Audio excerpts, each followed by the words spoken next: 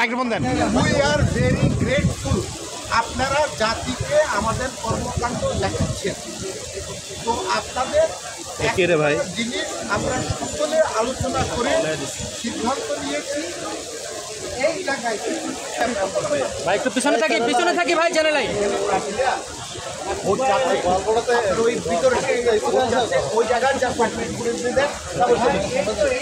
সেই জায়গাটা ভাই একটু পিছনে যাই না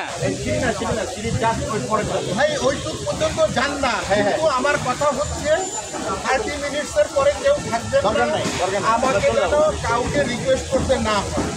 আপনাদের সহযোগিতা চাই, আর আপনাদের সহযোগিতা ছাড়া আমরা জাতিকে বলতে পারবো না আমরা কি নির্বাচন করলাম। আর এখন শুধু এটা বলেন যে এখন পর্যন্ত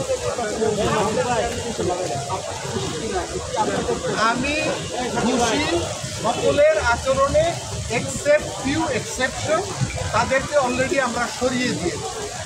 এবং আমি আশা করব 5টা পর্যন্ত আপনারা আমাদের সাথে থাকবেন। 5টার পরে সবাই আমরা একসাথে থাকব। বাট আপাতত ভোটার এরিয়াতে ভোটার ছাড়া কেউ যাবে না। 3 জন প্যানেল লিডার শুধুমাত্র দেখতে পারবে অ্যান্ড আওয়ার অবজারভার।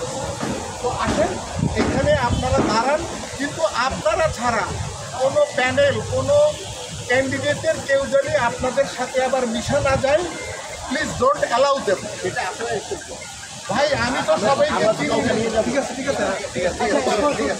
আচ্ছা এখন যে ভোট হয়েছে এখন ভাই আমি সংখ্যাটা বলতে পারবো না। আমাদের লাইভ ফিড হচ্ছে ডিজিএমই ওয়েবসাইট থেকে।